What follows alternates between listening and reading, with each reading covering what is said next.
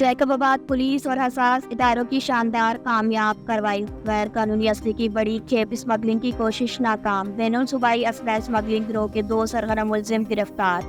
ملزمان ٹرک میں موجود مختلف اقسام کی سینٹری گاڑیوں کے اسپیئر پارٹس، الیکٹرانک اور دیگر سامان کے ساتھ اسلحہ اسمگل کر رہے تھے۔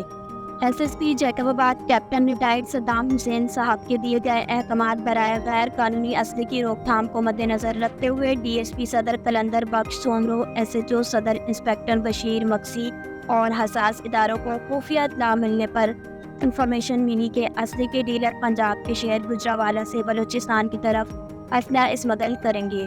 مذکورہ خفیہ اطلاع ملنے پر جیکب آباد پولیس نے شموے شاہ چیک پوسٹ پر چیکنگ کے دوران ایک ٹرک 2 ملزمان کو گرفتار کر لیا۔